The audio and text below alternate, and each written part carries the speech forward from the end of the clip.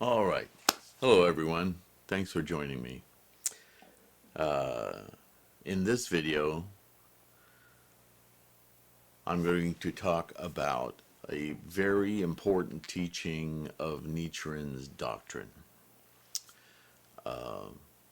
I know, I probably say it in a different way each time. Not all Goshos have the same weight of profundity for our practice, in a way. In another way, they're all part of the same teaching, right?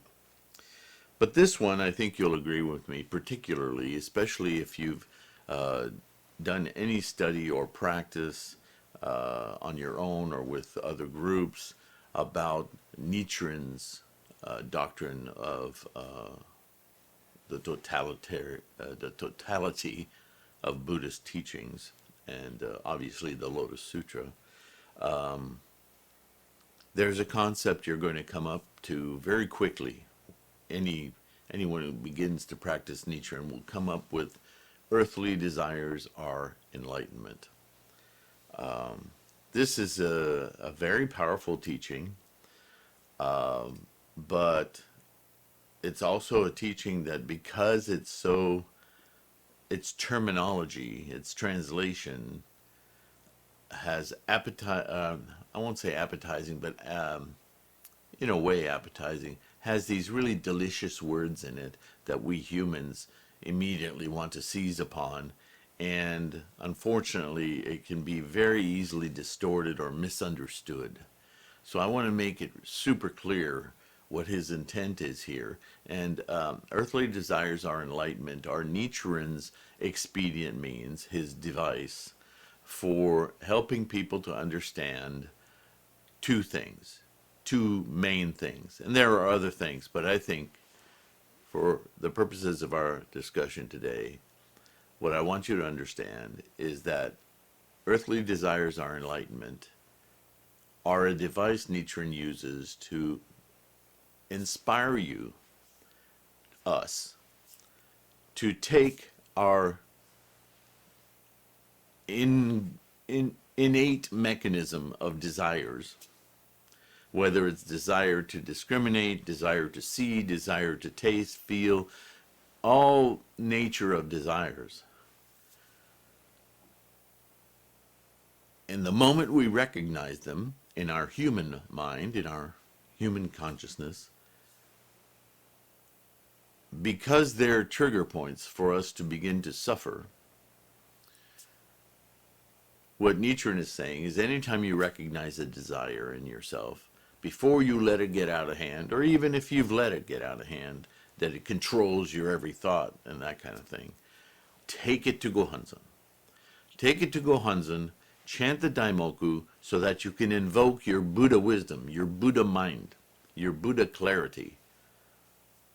Not because that desire will then become magically fulfilled, this is a misunderstanding, but because the earthly desire is a strong motivator. And with that kind of desire, with that kind of ichinen, with that kind of motivation, you can have a more resolute determination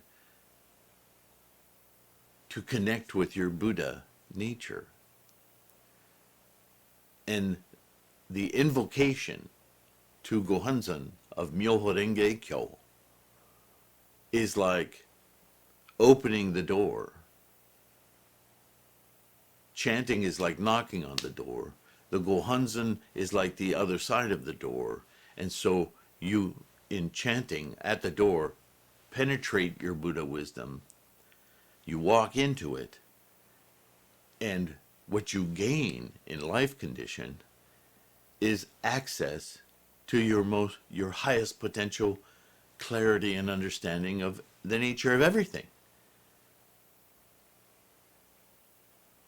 If you do that, whatever drove you to Gohonzon becomes irrelevant, because in the face of understanding all suchness, this is what we're knocking on the door of, our Buddha suchness. There's a lot of words, right? Buddhahood, Buddha nature, Buddha mind, Buddha wisdom, all of those things. are all descriptors of this suchness, this Buddha-ness, which is completely free, not of just casting away desires, but no desire for desires. Does that make sense? Because there's nothing to desire. Everything is impermanent. You become a spectator of just amazed by thingness, which you're now disconnected from, unattached to. Not that it doesn't exist, but your reality, your realm of Buddha suchness is uninfatuated, uninfluenced, unattached to the remaining thingness. It doesn't get rid of it. It just changes your perspective, your position in relation to it. And so this attachment, self, other, desire mechanism, it just evaporates. But it's very hard to talk about this. So this next Gosho is Earthly Desires Are Enlightenment. Isn't that clever? How I walked into that. Sharing these things. Hey, nobody said, with all the work that Buddhism represents or presents to us for carving out our path to our Buddha suchness, our enlightenment, our awakening, it need not be arduous. We can have fun. Some of it's hilarious. But it's funny in that giggling realization sort of way, not funny in that it's so silly kind of way. Although we may look at how we've been karmically stuck for a while when we get those aha moments and laugh at ourselves, that's okay. you know. But anyway, so I don't know how often I'm going to stop in this, but even as I read it, I kept stopping and having conversations with myself. So, forewarned. Earthly desires are enlightenment. Let's see now. Who did he write this to?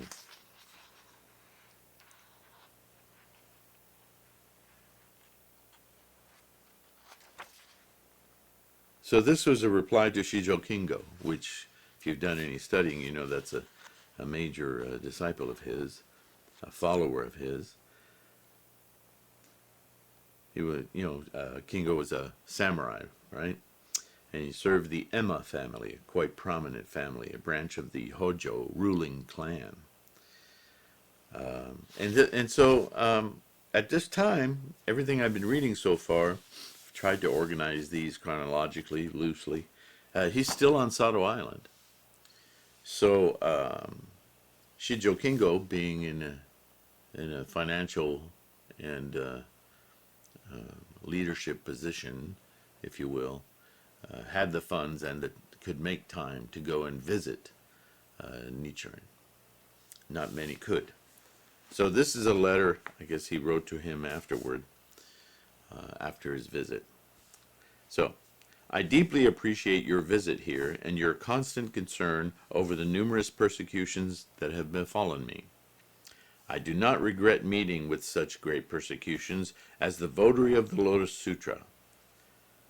So he's already talked in other letters about how he sees his persecutions as not justified, but as to be expected, because he's raising a stink and he's correcting a lot of misleading teachers and misunderstandings of Buddhism. And with his scholarship, he debates them, he wins every time. He's right. What he's pointing out is the correct teaching. But that doesn't matter, because these other peoples have belonged to schools that have been around, that was handed down maybe third generation, fifth generation, so on, that they've taken these teachings and they think, well, this is our tradition. We've been doing this all our lives. So it was my father before that, or my teacher before that, and his teacher before him. And now you come along and tell us this is all wrong? Well, it's not only that it's wrong, but through successive centuries, these doctrines have been modified and adjusted for the times and the people that were teaching them. So they've not only started out, maybe they were just a little bit off base at first, but they've grown to be extremely off base and making assumptions that are detrimental to Buddhist practice. So Nichiren comes along and tries to clean up this mess, and there's a lot of people that are quite entrenched that want him to shut the hell up. And that's why he's been exiled to Sado, right? But still, the truth will out.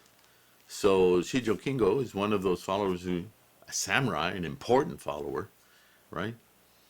Who sees the clarity of Nichiren's teachings, and he respects him a great deal. So Nichiren is telling him, I know you're worried about all these attempts on my life and my persecutions and so forth, but please understand that as somebody who's obviously correct, because I wouldn't have all these persecutions trying to shut me up if I wasn't saying something truthful. It's a loose interpretation, but you understand this is where he's coming from. Otherwise, he wouldn't have survived. Or they'd just leave him alone and let him yak away in the corner and not pay attention to him. But he's saying very meretricious stuff, very correct scholastic stuff. And it's shaking the foundations of a lot of entrenched power. Today we say truth to power. Well, here's Nichiren, truth to power. And it's shaking things up. So he's trying to encourage Shijo Kingo. Yeah, I appreciate your worry, but understand, this is to be expected. However, many times I were to repeat the cycle of birth and death, and no life could be as fortunate as this. If not for these troubles, I might have remained in the 3 or 4 evil paths, but now, to my great joy, I am sure to sever the cycle of birth, of sufferings of birth and death, and attain the fruit of Buddhahood. So, hidden in this translation and these words is that he's talking about the here and now, and that his Buddhahood is sure to manifest in his life. Even for spreading the teaching of the theoretical, quote, 3,000 realms in a single moment of life, or in a single thought moment, from the first half of the Lotus Sutra, Tendai and Dengyo met with hatred and jealousy. In Japan, it was transmitted from Dengyo to Gishin, Encho, Chikaku, and others, and spread. The 18th chief priest of the Tendai school was the great teacher Jie, and he had many disciples. Among them, there were 4 named Dana, Eshin, Soga, and Zenju. The teaching also was divided into 2. The administrator of the priests, Dana, transmitted the doctrinal studies, while the supervisor of priests, Eshin, studied the meditative practices. Thus, the doctrinal studies and meditative practices are likened to the sun and the moon. Doctrinal studies are shallow, while meditative practices are deep. Now, that doesn't mean that doctrinal studies are frivolous. It simply means that doctrinal studies are the scholarship that we read of the history and the correct order of the teachings and the depth of the teachings and the proper order of the different sutras and the periods of time and the different styles of teaching in those 5 periods and so on and so forth. That's very doctrinal. That's the teachings about the lineage and the doctrine of Buddhism. While meditative practices are deep, because those are actualizing your own Buddha nature, taking all this knowledge, this doctrinal knowledge, and having it support your great determination for connecting with your Buddha suchness. So that's very profound. Thus, the teachings expounded by Dana is broad but shallow, while the teaching of Eshin is limited but deep. Now, all of this is in service to what he's about to say. This is the style of Nichiren's writing, right? He expounds a lot of stuff, and you can get lost in it if you're not careful, but he expounds it all as a preface to da-da. Here's the point.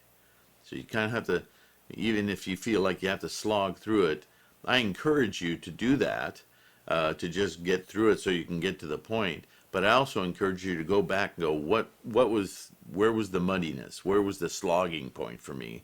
And do some research there. This is a way of studying, right? In any subject, math or English or anything. Get through it, see if you can get the gist, and then go back and take apart those areas where you thought, what the heck is this about? And do a bit of a deep dive in that. And I guarantee you, whatever your insight was will become much more profound and may actually be modified by that research. And that's the nature of study in Buddhism. So now listen to this paragraph. Though the teaching I am now propagating seems limited, it is extremely profound. That is because it goes deeper than the teachings expounded by Tendai, Dengyo, and others. Whoa. So now he's addressing Shijo Kingo, who's very much aware of the Tendai schools that have come through China and into Japan and been a very important school of teachings in Japan for centuries. And he's indicating that the teachings are both of two types. And the meditational practices are quite deep, but they're very voluminous. There's a lot of stages and different types of meditation and so forth. This is from Tendai Buddhism. It is the three important matters in the lifespan chapter of the essential teachings that he is saying, unique to the Lotus Sutra, but with Nichiren's insight, he is able to see that the value of the lifespan chapter really breaks through these teachings of Tendai, Dengyo, and others, even though Tendai was a huge proponent of the Lotus Sutra, of course. But the lifespan chapter teaching is so illuminating and breaks the idea of Buddha as a singular thing and Buddha as a suchness that all of us experience before we're even materialized. So Nichiren positions his practicing of only the 7 characters of Namu Myoho Renge Kyo and says it may seem limited, but since they are the master of all the Buddhas of the 3 existences, the teacher of all the Bodhisattvas in the 10 directions, and the guide that enables all living beings to attain the Buddha way, it is profound. So what he's saying in essence here is that the lifespan chapter, which breaks this idea of Buddha as an entity and makes Buddha a state of energy, a quiescent state that pre-exists the material world and is therefore within everything of the material world. It's interpenetrant, and this is why we all have access to it. That teaching is the core teaching that Shakyamuni was trying to teach the moment after he achieved enlightenment. But he couldn't get it across without teaching various concepts to elevate people's capacity to understand. Well, now in 2020, we have the capacity.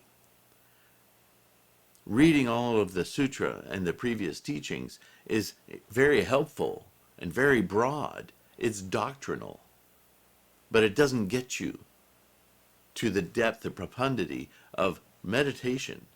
And meditation, which is guided by Myoho Renge Kyo, is the culmination of all the teachings and the singular intonement that allows you to connect directly with this Buddha suchness, from which you get Buddha wisdom, you get the picture.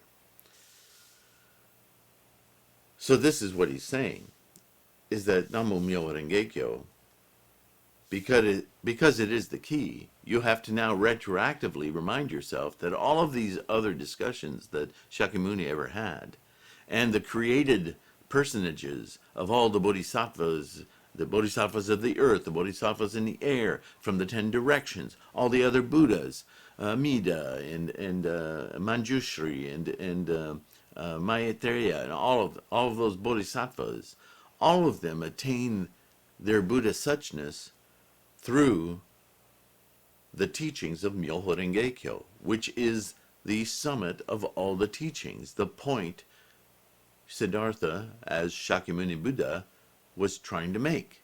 But people were not capable of understanding how that was. It's contained in the Lifespan chapter. But the Lifespan chapter is a culmination of all the other provisional and essential teachings, because it's not just that chapter, but it is in that chapter where the bomb drops, where it's this, understand this, right?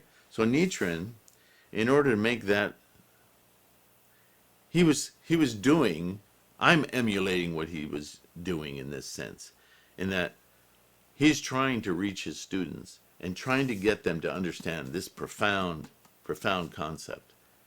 You may think that chanting Namo Myoho Renge Kyo is just some magic mantra. But no, it's so much more than that. It's a key. It's an invocation of your own path to your Buddha suchness. How is that? Well, now, he backs up a little bit, says, the sutra states, quote, the wisdom of the Buddhas is infinitely profound and immeasurable.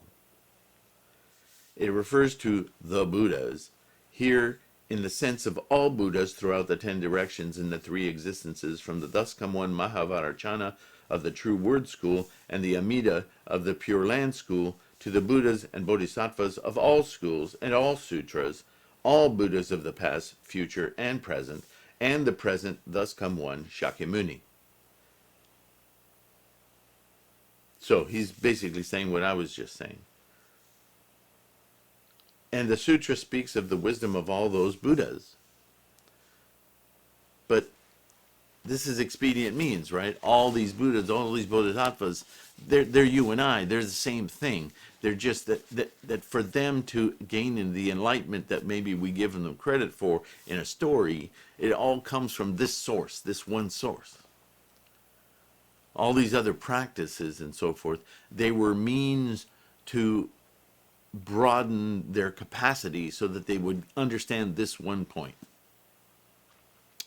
What is meant by this wisdom?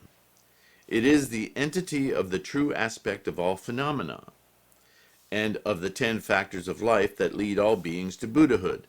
Now that's important again, because he keeps tying this very unfathomably huge potential of Buddhahood, Buddha suchness, and right away says the 10 factors of life that lead all beings to Buddhahood. So this is the foundation of what you've heard me say many times, is that you can only experience this Buddha suchness through this very human samsaric existence. Because without our perceptive, experiencing mind, none of this has any relevance, purpose. It's not knowable otherwise.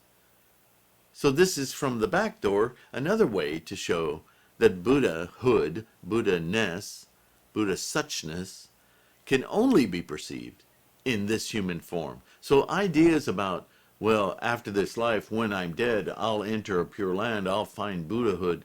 No, it's not there. It's right here.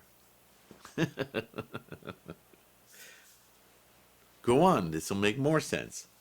A commentary states that the profound principle of the true aspect is the original inherent Myoho Renge Kyo. We learn that that true aspect of all phenomena is also the 2 Buddhas, Shakyamuni and many treasures, seated together in the treasure tower. Remember the Gohonzon? It's an illustration of this. Why does Nichiren say this? He's saying that if you, this Myoho Renge Kyo, this invocation of your Buddha suchness, it's represented in the Lotus Sutra as Shakyamuni and many treasures sitting side by side. And what's the significance of that? Because we know many treasures isn't a real person or thing. We know Shakyamuni is. They're sitting side by side. So, yeah, what he's saying is those are 2 presentations for you to understand all All phenomena corresponds to many treasures, because all phenomena isn't a thing. It's a result of a process. A phenomena is the materialization, the manifestation, the instantiation of a process. The 12-link causal chain, the nidana, from quiescent energy, all things are manifest, but they're manifest through our perception. They're manifest of the same thing that we are made of. We can't experience something that we are not a part of. This is just, look up biology, physics, any kind of science you want to dig into. That's just an obvious statement. And the true aspect being the suchness of that, all of that, corresponds to Shakyamuni. Not Shakyamuni the person, Shakyamuni the embodiment of Buddha suchness, Buddha-ness. These are also the two elements of reality and wisdom, because reality in Buddhism isn't this. It's not this table, it's not this camera. Reality is the Dharma, this huge, magnificent process. And the wisdom, well, what's the only thing that has wisdom in the universe? You, me, human mind. There's the duality again. Many treasures is reality, Shakyamuni is wisdom. Many treasures is reality, Shakyamuni is wisdom. Shakyamuni, as a man, experiencing Buddha suchness, is the wisdom. Many treasures. How many ways can you describe treasures? Probably as many ways as there are manifestations of energy. It's a suchness. Do you follow? This is brilliant stuff. But without study, it all sounds like fanciful gobbledygook, doesn't it? It's easy to get lost in this if you don't have a clear understanding. There are two, and yet there are not two. Right? Exactly what I'm trying to take apart for you. It seems like those are two separate things, but they are not. They are interpenetrated, interpenetrant. These teachings are of prime importance. These are also what is called earthly desires are enlightenment. Ah, we finally get to it. And the sufferings of birth and death are nirvana. Because these are two twin statements. Chanting Namo Myoho Renge Kyo during the physical union of a man and woman is indeed what is called earthly desires are enlightenment, and the sufferings of birth and death are nirvana. Okay, stop the train. What? Sex? That's the answer? I'm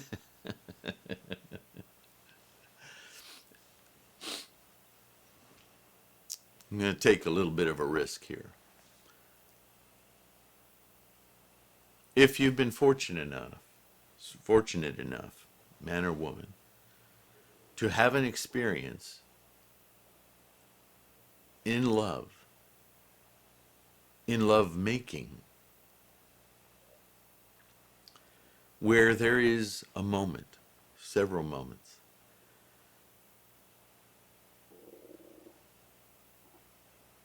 when you can't think of anything, when the desire to think isn't even there. When there's a moment that happens in sexual congress where time stops or is irrelevant,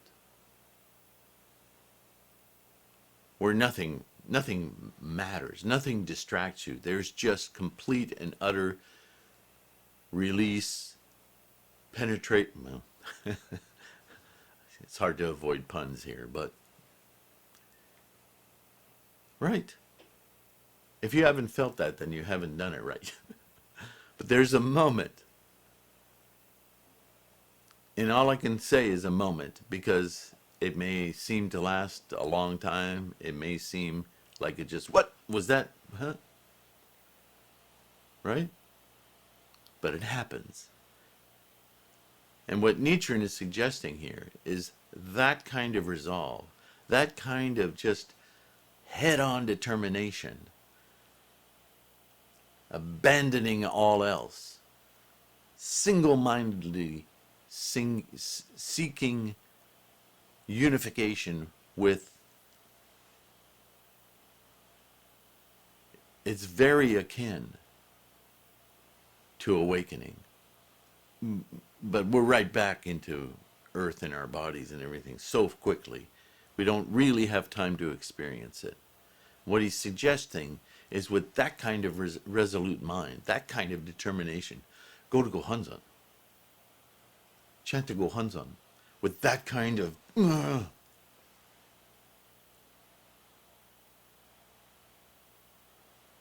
you'll be able to stay in that moment of realization, and you will start to develop your human mind wisdom to your Buddha suchness, and you will develop the combination of the two, Buddha wisdom. Buddha wisdom. Make sense? So, birth and death are a nirvana. How many times have you heard from Hinduism and other places that nirvana is like coming in sex? What's the, shouldn't use the vernacular term, it should use the, anyway, the orgasm, right? It's related. That's not it. That's not nirvana. But it's been used as a way of describing nirvana. It's pretty feeble, really, when you consider what nirvana really truly is. An orgasm is, yeah, it's pretty enticing. To stay in a state of orgasm 24/7 is unfathomable, unthinkable. And yet, by chanting the Gohanzen, we can attain something more profound than this earthly desire of orgasm, because that's a physical and metaphysical thing, experience.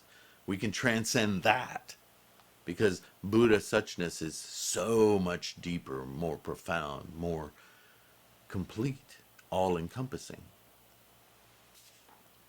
So this is what Nichiren is saying, is this is what's available to you all the time, because it's what we're from, it's what we're in, it's where we're going.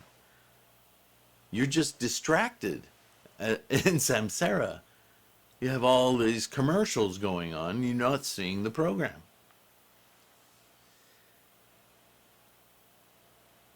The sufferings of birth and death in our nirvana exists only in realizing that the entity of life, throughout its cycle of birth and death, is neither born nor destroyed. The Universal Worthy Sutra states, quote, without either cutting off earthly desires or separating themselves from the five desires, they can purify all their senses and wipe away all their offenses. Great Concentration and Insight says, quote, the ignorance and dust of desires are enlightenment, and the sufferings of birth and death are nirvana, end quote. The lifespan chapter of the Lotus Sutra says, quote, at all times I think to myself, how can I cause living beings to gain entry into the unsurpassed way and quickly acquire the body of a Buddha? The Expedient Means chapter says, the characteristics of the world are constantly abiding.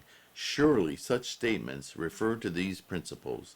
Thus what I called the entity is none other than, thus what is called the entity is none other than Namu Myoho Renge Kyo.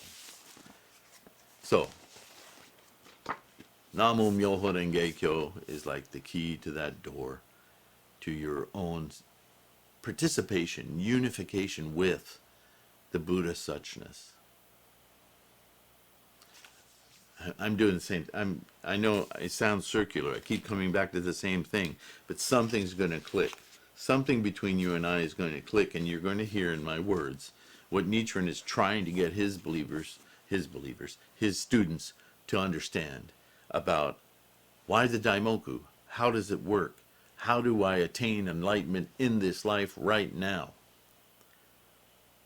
Yes, okay, it's already here, so why am I not experiencing it? Because you're not going through that. You're walled off with all these misperceptions and illusions of this stuff we're so infatuated with. Stop for a second. And the way to stop, the way to invoke that Buddha suchness is through the Daimoku. And with the help of a Gohanzen, you can get there immediately. Hanging on to it, that's a different story, because you are human. You are in samsara. You are distracted. That's okay. Sorry, dropped my bookmark.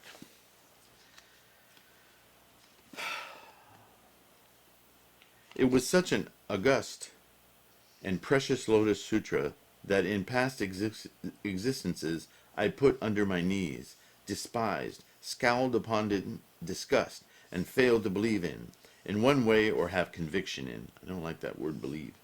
In one way or another, I maliciously ridiculed those who, studying the teachings of the Lotus Sutra, taught them to even one person and carried on the life of the law. In addition, I did everything I could to hinder people from embracing the sutra by asserting that they should set it aside for a while, because though it might be suitable for practice in their next lifetime, it would be too difficult to practice in this one. Slanderous acts such as these have brought on the many severe persecutions I have suffered in my lifetime, because I once disparaged the Lotus Sutra, the highest of all sutras. I am now looked down upon, and my words go unheeded. So Nichiren is saying to you, he himself didn't see the preciousness of the lifespan chapter. Remember, he started at age 12, studying Buddhism all over Japan, traveled to China, Korea. He was a student and a scholar. And when you're a student of something, you get aha moments as you learn and as you glean wisdom. And sometimes it has such an impact on you, you think you've found it. This is it. And then any other teachings you kind of just shove aside and go, I don't need those, right? Even Nichiren did this. It's the nature of our human attachments to things. But he got beyond it. He continued to learn. He continued to research and read things. And he was able to go back and go, oh, I see where I misled myself. Right? So he understands. He understands. Shakyamuni himself said, this is a very difficult practice. Not because it's arduous physically, but because it's arduous mentally.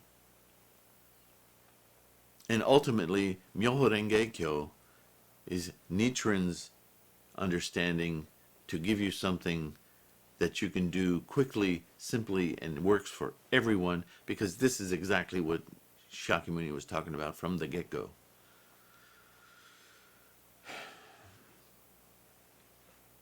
The simile and parable chapter states that, and he's quoting a lot from the Lotus Sutra here, that other people will neither concern themselves with or nor have any sympathy for one, even though one sincerely tries to be friendly with them. Nevertheless, you became a votary of the Lotus Sutra, and as a result you suffered severe persecutions, and you came to my assistance. In the Teacher of the Law chapter, the Buddha states that he will magically conjure and send the 4 kinds of believers, monks, nuns, laymen, and laywomen, for the sake of the teachers of the law. If the layman mentioned here does not mean you, who does it refer to? So again, he's talking to Shijo Kingo, right? You have not only heard the law, but have taken resolute mind in it, and since then have followed it without turning aside. How wondrous, how extraordinary! If that is the case, then can there be any doubt that I am the teacher of the law of the Lotus Sutra? Perhaps I also resemble the envoy of the Thus Come One, for I am carrying out, quote, the Thus Come One's work. I have nearly spread the 5 characters of the Daimoku, that were entrusted to Bodhisattva superior practices when the two Buddhas were seated together within the treasure tower. Does this not mean that I am an envoy of Bodhisattva superior practices? Moreover, following me, you, as a votary of the Lotus Sutra, have told others of this law. What else could this be but the transmission of the law? Of course. Carry through with your resolute mind of determination in the Lotus Sutra. You cannot strike fire from flint if you stop halfway. Bring forth the great power of resolute mind, and be spoken of by all the people of Kamakura, both high and low, or by all the people of Japan, as Shijo Kingo of the Lotus School. Even a bad reputation will spread far and wide. A good reputation will spread even farther, particularly if it is a reputation for devotion to the Lotus Sutra. Explain all of this to your wife, too, and work together like the sun and moon, a pair of eyes or two wings of a bird. With the sun and moon, could there be a path of darkness? With a pair of eyes, no doubt you will see the faces of Shakyamuni and many treasures and the Buddhas of the 10 directions. With a pair of wings, you will surely fly in an instant to the treasure land of tranquil light. I will write in more detail on another occasion. With my deep respect, Nichiren. So, earthly desires are enlightenment.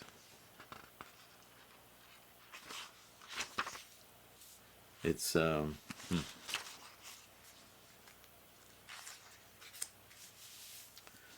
Letter to the Sage Nichimyo. That's our next one. Earthly desires are enlightenment. If I didn't throw enough words at it in this recording, please comment. Please write in the comments. Let me know. Let me know what you thought, what you think I could add or subtract. Can't subtract, it's done. It's there now. It's out there. Bottom line is, Myoho Renge Kyo is your personal key to your path, your entry into the Buddha suchness. So do it. Namo Myoho Renge Kyo. I appreciate you guys more than I can express. And I'll see you soon in another one. Bye-bye.